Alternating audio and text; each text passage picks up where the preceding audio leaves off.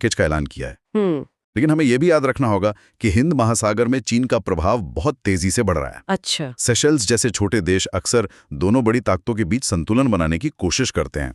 तो ये $175 मिलियन का पैकेज सिर्फ एक निवेश नहीं है, बल्कि इस रणनीतिक दौड़ में बने रहने की कीमत भी है। और पश्चिम में ईरान का चाबहार बंदरगाह, उसे लेकर भी कोई अपडेट है? एक बहुत बड़ा अपडेट है। भारत ने बंदरगाह के लिए जो $120 मिलियन का वादा किया था, वो पूरा चुका दिया है। ओके। इस बंदरगाह का महत्व बहुत ज्यादा है। ये हमें पाकिस्तान को पूरी तरह से दरकिनार करके ईरान, अफगानिस्तान और मध्य एशिया के बाजारों तक सीधी पहुंच देता है। इसे अक्सर भारत की नेकलेस ऑफ डायमंड्स रणनीति का हिस्सा कहा जाता है। इसका क्या मतलब है? ये चीन की स्ट्रिंग ऑफ पर्ल्स यानी मोतियों की माला रणनीति का सीधा जवाब है। अब मिलकर उस घेरे को तोड़ने की कोशिश कर रहा है। तो ये एक तरह की भू राजनीतिक शतरंज है। बिल्कुल। और चाबहार उसमें भारत का एक बहुत मजबूत हाथी है। इन सब कदमों का असर दुनिया हम पर कैसे देखती है, उस पर भी पड़ रहा होगा? बिल्कुल। नेटवर्क रेडिनेस इंडेक्स 2025 की रिपोर्ट यही दिखाती है। भारत 4 पायदान चढ़कर 45वें स्थान पर आ गया है। लेकिन असली कहानी रैंकिंग में नहीं, बल्कि उसके अंदर के आंकड़ों में है।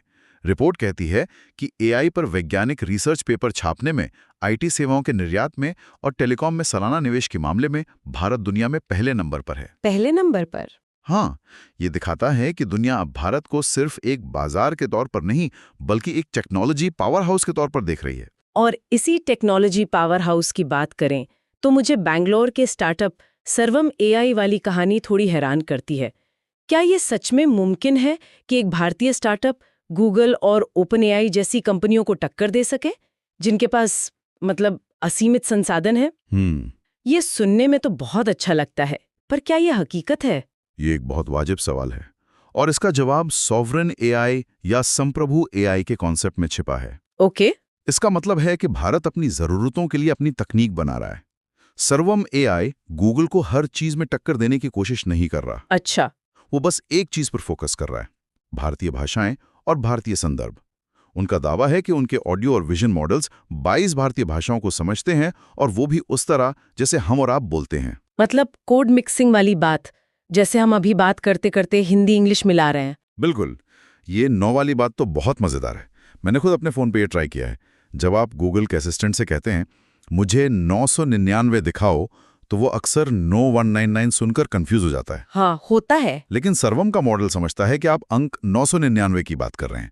ये छोटी सी चीज दिखाती है कि स्थानीय संदर्भ कितना जरूरी है। सही बात है। उनका वर्ड एरर रेट यानी गलतियां करने की दर GPT-4o और जेमिनी से कम है, सिर्फ भारतीय भाषाओं के लिए।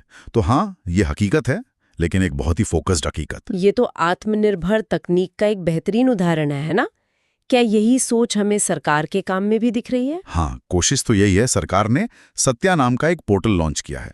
ये STQC लैब ऑटोमेशन पोर्टल है। अच्छा। आसान भाषा में कहें तो जो भी इलेक्ट्रॉनिक सामान भारत में बनता या बिकता है, उसकी क्वालिटी की जांच और सर्टिफिकेशन अब एक ही डिजिटल प्लेटफॉर्म पर होगा।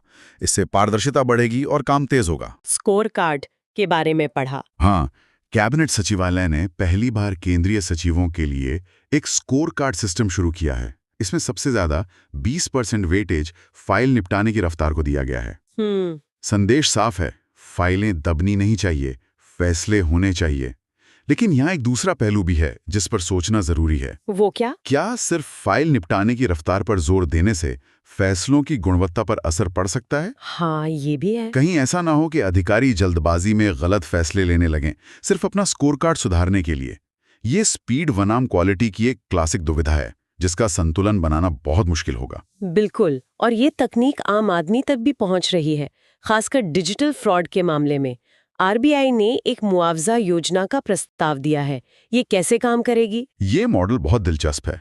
इसे देनदारी साझाकरण कहा जा रहा है। देनदारी साझाकरण? हाँ, मान लीजिए किसी के साथ 25,000 रुपए का डिजिटल फ्रॉड होता है, तो नई योजना के तहत पीड़ित ग्राहक को सिर्फ 15% नुकसान उठाना पड़ेगा, यानी 3,750। अच्छा। बैंक भी अपनी जिम्मेदारी के तौर पर लगभग 15% का भार उठाएगा, और बाकी का 70% यानी 17,500 आरबीआई के खास फंड DEA फंड से कवर किया जाएगा। तो ये एक तरह का सुरक्षा कवच है। हाँ, जो ग्राहकों को बचाता है, लेकिन साथ ही उन्हें पूरी तरह लापरवाह होने से भी रोकता है। ये आत्मनिर्भर एआई और डिजिटल गवर्नेंस की बात तो हुई भारत के अपने डेटा और सिस्टम पर नियंत्रण की, लेकिन जब जानकारी वैश्विक हो और उस पर किसी का नियंत्रण ना हो, तब क्या होता है?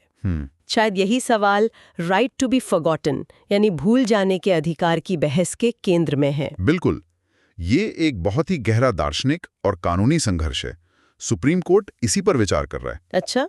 एक तरफ है संविधान का अनुच्छेद 21 जो हमें निजता का अधिकार देता है, और दूसरी तरफ है अनुच्छेद 19 जो प्रेस की स्वतंत्रता की गारंटी देता है। तो ये दोनों अधिकार आमने सामने हैं। हाँ। सवाल ये है कि क्या किसी व्यक्ति को यह अधिकार मिलना चाहिए कि उसके बारे में कोई पुरानी, शर्मनाक या अब अप्रासंगिक हो चुकी जानकारी इंटरनेट से हमेशा के लिए हटा दी जाए? इसके पक्ष और विपक्ष में क्या तर्क दिए जा रहे हैं? पक्ष में तर्क सुधारात्मक न्याय का है, यानी अगर कोई व्यक्ति किसी केस में बरी हो गया है तो क्या उसे जिंदगी भर उस डिजिटल दाग के साथ जीना पड़ेगा? यह उसे समाज में दोबारा एक सामान्य जीवन शुरू करने से रोकता है। सही बात है। लेकिन विपक्ष का तर्क है कि ये प्रेस की आजादी पर हमला है और इतिहास के सार्वजनिक रिकॉर्ड को मिटाने जैसा है। अगर हम अप्रिय सच्चाइयों को मिटाने लगेंगे तो पारदर्शिता कैसे बचेगी? ये तो हुई सैद्धांतिक बहस, लेकिन इसका एक बहुत ही विस्फोटक और व्यावहारिक उदाहरण हमें हाल ही में देखने को मिला जब मोदी इन एप्स्टीन फाइल्स का सर्च ट्रेंड भारत में वायरल हो गया। हाँ, 30 जनवरी 2026 को अमेरिका में जेफरी एप्स्टीन से जुड़े दस्तावेज सार्वजनिक हुए और भारत में कह सकते हैं कि भूचाल आ गया। इन दस्तावेजों में प्रधानमंत्री के 2 संदर्भ थे। एक 2017 में उनकी इजराइल यात्रा को लेकर एप्स्टीन द्वारा सलाह देने का दावा। अच्छा। और दूसरा 2019 में एप्स्टीन के सहयोगी द्वारा स्टीव बैनन और प्रधानमंत्री के बीच एक मीटिंग कराने का प्रस्ताव। और इस पर सरकार की प्रतिक्रिया क्या थी? विदेश मंत्रालय ने इसे एक अपराधी की बकवास बातें या ट्रैशी रूमिनेशंस कहकर खारिज कर दिया। ओके। और ये जानना सबसे जरूरी है कि उन फाइलों में इस बात का कोई सबूत नहीं है कि ऐसी कोई मीटिंग असल में हुई थी या प्रधानमंत्री कार्यालय ने इन प्रस्तावों पर कोई जवाब भी दिया था। सबूत शून्य है। फिर भी ये इतना वायरल हुआ? हाँ, क्योंकि यहाँ दिलचस्प बात ये नहीं है कि सच क्या है। दिलचस्प ये है कि कैसे एक अधूरी जानकारी एक राजनीतिक सूचना युद्ध का हथियार बन गई। तो विपक्ष ने इसे पहुंच और जवाबदेही का मुद्दा बनाया कि प्रधानमंत्री तक ऐसे लोगों की पहुंच कैसे हो सकती है। वहीं सत्ता पक्ष ने इसे देश को बदनाम करने की एक दुर्भावनापूर्ण साजिश बताया। तो मतलब सच क्या है, इससे ज्यादा जरूरी ये हो गया कि वो इस जानकारी का इस्तेमाल कैसे किया जा रहा है। एकदम सही। ये केस स्टडी दिखाता है कि आज के दौर में जानकारी का मतलब क्या है। वैश्विक पारदर्शिता के लिए जारी किए गए दस्तावेज घरेलू राजनीति में मिसाइल की तरह इस्तेमाल हो सकते हैं। ये पोस्ट ट्रूथ दुनिया का एक बेहतरीन उदाहरण है जहां भावनाएं और नैरेटिव तथ्यों पर भारी पड़ जाते हैं। इन वैश्विक और डिजिटल बहसों से उतरकर अब जरा जमीन पर आते हैं। ये सब बातें अपनी जगह हैं, लेकिन देश आज भी कुछ बहुत ही बुनियादी मुद्दों से जूझ रहा है। हाँ। जैसे खाना। मध्य प्रदेश से दालों में राष्ट्रीय आत्मनिर्भरता मिशन शुरू किया गया है। क्या हम दालों के मामले में इतने पीछे हैं? बहुत ज्यादा। ये विडंबना है कि हम दुनिया में दालों के सबसे बड़े उत्पादक हैं, सबसे बड़े उपभोक्ता भी हैं और सबसे बड़े आयातक भी। अच्छा। हमारी जरूरतें इतनी ज्यादा हैं कि हम उन्हें पूरा नहीं कर पाते। समस्या ये है कि दालों की खेती का रकबा घट रहा है और हमारी उत्पादकता बहुत कम है। कितनी कम है? भारत में प्रति हेक्टेयर करीब 850-900 किलो दाल होती है, जबकि दुनिया का औसत 1200 से 1300 किलो है। ये मिशन इसी खाई को पाटने की एक कोशिश है। खाद्य सुरक्षा की तरह ही मानव जीवन की सुरक्षा भी एक बड़ी चुनौती है। मेघालय में जो हुआ वो दिल दहला देने वाला है। एक अवैध खदान में 27 मजदूरों की मौत। और दुख की बात यह है कि ये कोई नई बात नहीं है। ये एक ऐसी त्रासदी है जो लगभग हर साल होती है।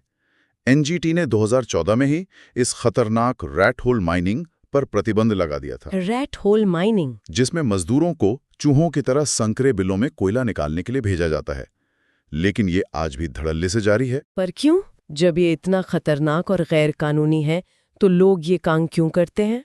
इसके पीछे कई वजह हैं। सबसे बढ़िया आर्थिक मजबूरी।